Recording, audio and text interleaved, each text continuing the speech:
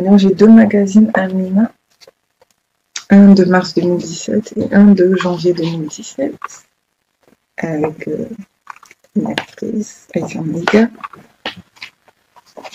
Et elle, je ne la connais pas, mais voilà. Donc moi, je vais vous parler. En fait, dans cette vidéo, je vais parler de l'excision. J'avais dit que j'allais faire une vidéo sur ça, vite fait. Voilà, parce qu'il y a au moins 4 pages sur l'excision dans ce livre. Voilà. Et je pense que la plupart des gens connaissent ce que c'est l'excision. Mais je vais en parler quand même. C'est une pratique traditionnelle ou culturelle qui consiste à couper, comment on dit ça, couper ou... Oui, qui consiste à couper le clitoris ou une partie des lèvres de la femme ou de la jeune fille. Et il y a des gens qui estiment que c'est comme une circoncision, que c'est comme la circoncision que certains hommes font. La plupart des hommes qui font ça, c'est les hommes africains, nous on fait. Les hommes de confession juive, musulmans, enfin je pense pratiquement tous les peuples. Bref, sauf les occidentaux, je crois, le font, circoncision, voilà. Et pour les femmes aussi, moi, Dieu merci, je ne l'ai pas fait, je ne suis pas passée, mais pour les femmes, voilà. Dans certains pays d'Afrique, de l'Ouest, de l'Est, d'Asie du Sud-Est, en Amérique du Sud et aussi en Australie, je ne savais pas. Beaucoup de peuples et de tribus pratiquent l'excision. Et maintenant, selon l'Organisation mondiale de la santé, l'OMS, on compte 3 millions de fillettes, 3 millions de victimes chaque année. Parce que on pourrait penser que qu'il n'y a pas de mal, mais en fait, si, ce sont vraiment des victimes, puisque c'est une pratique très dangereuse qui est mortelle et qui peut avoir des lourdes conséquences aussi au niveau de la santé. Et les femmes, en fait, les personnes qui survivent à ça sont un peu des personnes miraculées parce que c'est quelque chose quand même. Et j'avais compris aussi un jour dans un reportage que les femmes qui font ça, quelque part c'est un crime contre l'humanité parce que la femme elle ressent pas vraiment de plaisir, je crois, pendant l'acte sexuel, un truc comme ça. Que c'est injuste parce que l'homme, même s'il est circoncisé, il ressent, mais la femme, quand on enlève ça, apparemment elle ressent rien en fait. Donc quand elle fait l'acte sexuel, c'est que l'homme en fait qui profite et la femme elle ressent rien. Voilà. Enfin j'avais entendu ça qu'apparemment la femme. Les femmes qui sont excisées, elles ressentent rien. Donc c'est un peu comme un crime contre l'humanité. Bon, et donc je vais vous parler. Il y a 3 types d'excision. La première, c'est... Donc l'excision, c'est aussi appelé l'MGF, mutilation génitale féminine. Et c'est... Celle de type 1, c'est la circoncision.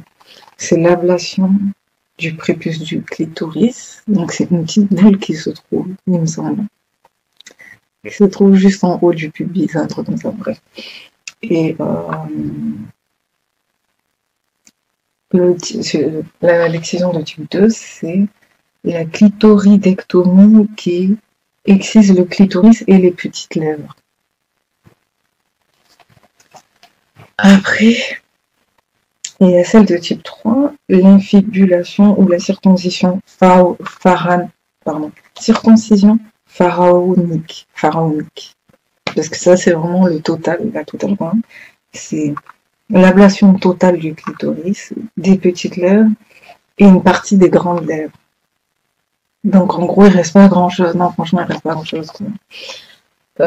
Puis on coud l'ensemble des grandes lèvres en laissant un petit orifice de la taille d'une allumette pour permettre le passage de l'urine et des flux menstruels.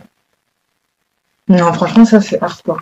Et j'avais entendu que ça, ils le font plus précisément en Amérique du Sud en Australie et en Afrique de l'Est.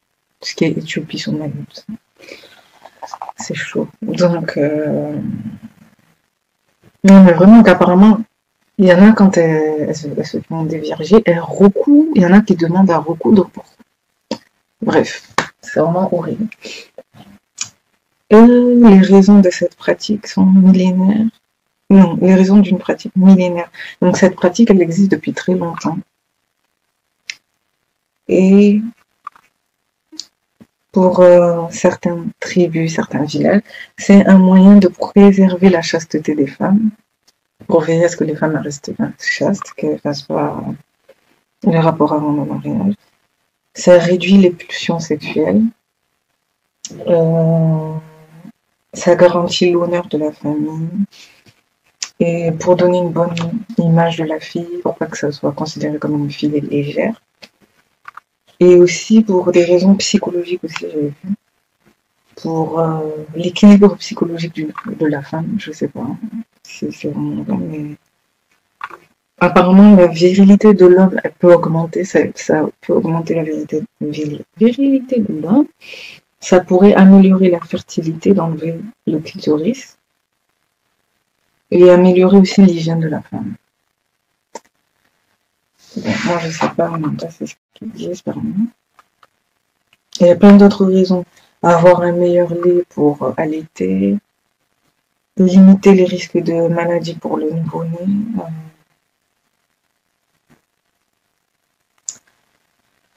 Voilà.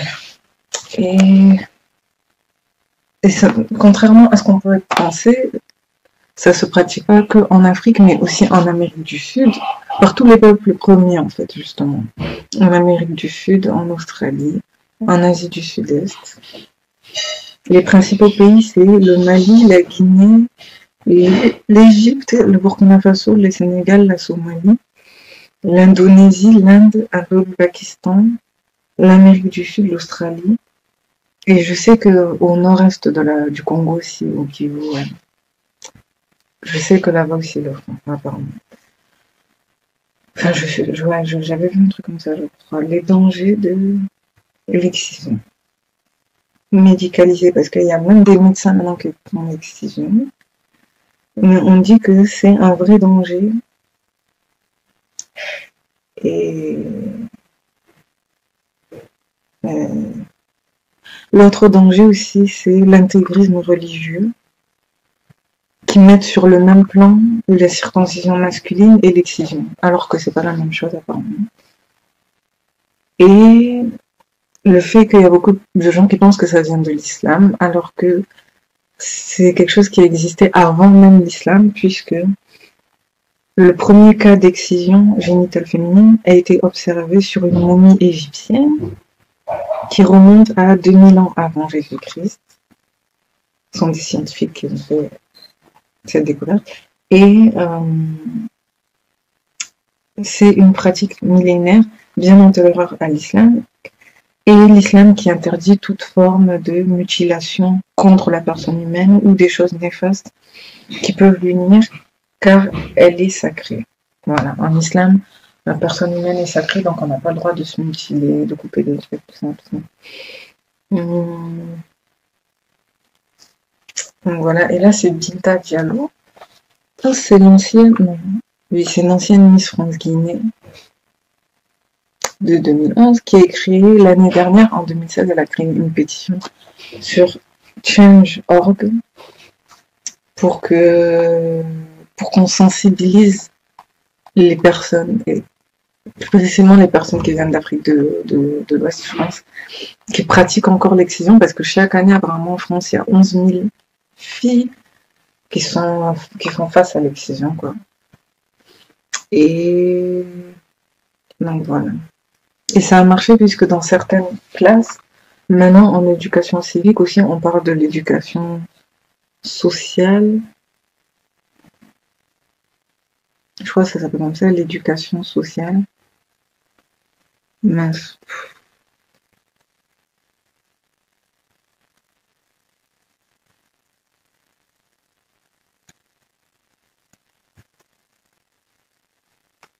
Non, une matière intitulée morale et civique, dans laquelle ils vont parler de beaucoup de choses comme ça.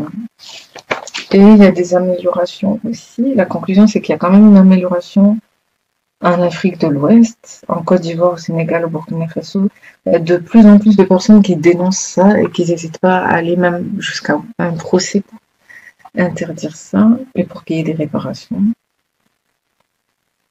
Même si on ne pourra pas totalement arrêter ça, mais pour sensibiliser, pour que les gens se rendent compte que... Parce que les personnes les exciseuses, en gros, les personnes qui pratiquent ça, elles ont l'impression que c'est bien ce qu'elles font, qu'elles purifient les filles et tout, mais en fait c'est très grave. Voilà.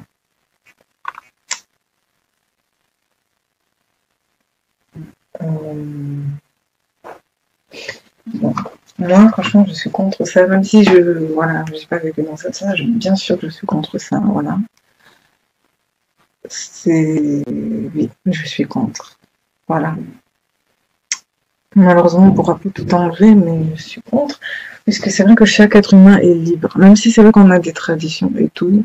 Mais mais franchement, ça peut vraiment être décisif, surtout dans la vie d'une personne. Vraiment. Ça peut avoir des conséquences sur ta fertilité, tout ça. Enfin, là, c'est vraiment la vie privée, la vie d'un être humain. Enfin, voilà, quoi. Alors, même que la personne avait eu le temps de grandir, on la prive de quelque chose sans qu'elle le sache. Et je sais qu'il y a d'autres pratiques comme ça aussi. En Afrique, par exemple, nous, au Congo, on a un truc qui s'appelle le Nzete Foufou. Je sais pas s'il y en a qui connaissent le Nzete Foufou. Et moi, j'ai failli y passer. J'ai failli y passer quand j'avais 10 ans, quand j'étais partie en Afrique.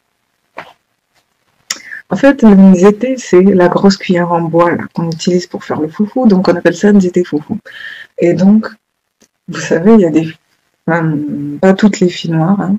C'est ça qui est choquant, parce que je sais que, contrairement à ce qu'on pourrait penser, la plupart des filles noires, en moyenne, elles sont grandes, minces, et elles ont une poitrine moyenne, et enfin voilà quoi, leurs parties ne sont pas très développées. Franchement, dans ma vie, hein, ma courte vie, j'ai plus rencontré des filles qui étaient comme moi, comme ça, minces comme ça, que des filles rondes. Les filles rondes, il y en a peut-être 2 sur 5. Enfin, par exemple, ma soeur, elle est ronde, voilà. Et nous, par exemple, au Congo, pour les personnes qui sont un peu costauds comme ça quand ils sont petits, et moi, quand j'étais petite, malheureusement pour moi, j'étais costaud. Et on m'avait dit que comme j'étais costaud, que dès que j'allais avoir la puberté, ma graisse, elle allait faire que ça allait gonfler rapidement. Et donc, qu'est-ce qu'ils ont voulu faire? Ils ont voulu freiner le développement de ma poitrine. Et donc, il y avait une cousine qui avait conseillé qu'on me fasse le Nzete Foufou. Le Nzete Foufou, c'est prendre une grosse cuillère en bois.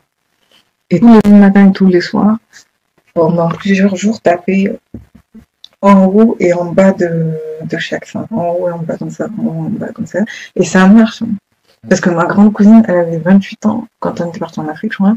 Et elle, au lieu d'avoir une poitrine, même comme moi, comme ça, là, moyenne, elle avait juste des petites poupous de petites filles, en fait. Vraiment, elle avait vraiment des poupous de petites filles.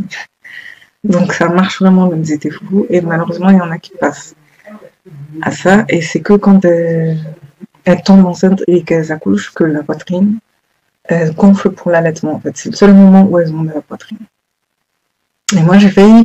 C'est un truc de fou. Donc, pareil, ça, le Nzete Foufou aussi, je sais pas si ça se pratique toujours, mais je crois dans les villages.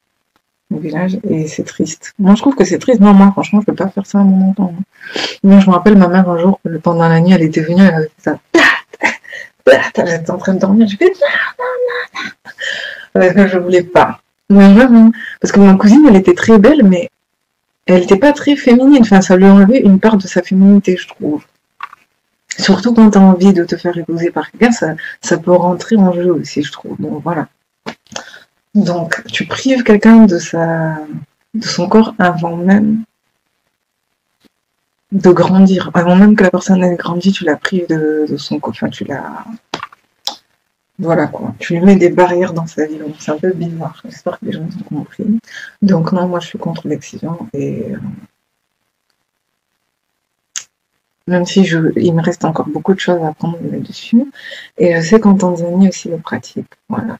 Parce que j'avais regardé les trucs de Miss Monde, et la Miss Tanzanie de l'année dernière, dans sa présentation, ils avaient dénoncé l'excision, qui est pratiquée par les Maasai. Après, je comprends que les tribus veulent garder leur tradition et tout, mais c'est hardcore. Parce que là, par exemple, j'ai vu qu'en Amérique du Sud, j'ai oublié de dire, en Amérique du Sud, par exemple, et en Australie, ils vont jusqu'à faire l'introsition, et l'introsition, c'est qui est pratiquée par les aborigènes d'Australie et la communauté Conibos au Pérou, et qui consiste à l'élargissement de l'orifice vaginal en la déchirant avec la main ou avec un silex, ou en fendant le périnée. Le clitoris est alors replié dans le vagin et recousu. Non, mais franchement, c'est choquant, c'est... Non. Non, ça par contre, ça va loin. Enfin, après, c'est vrai, on peut pas condamner les tribus. Si elles font ça depuis très longtemps, on pourra jamais les arrêter, mais comme quoi il y a des choses aussi ancestrales qui sont pas forcément bonnes. Voilà. Je vais m'arrêter là. Enfin, point d'interrogation. Vous pouvez me dire qu'est-ce que vous en pensez, ce que vous en pensez, en dessous dans les commentaires. Voilà. Merci d'avoir pris le temps de regarder la vidéo. Ciao.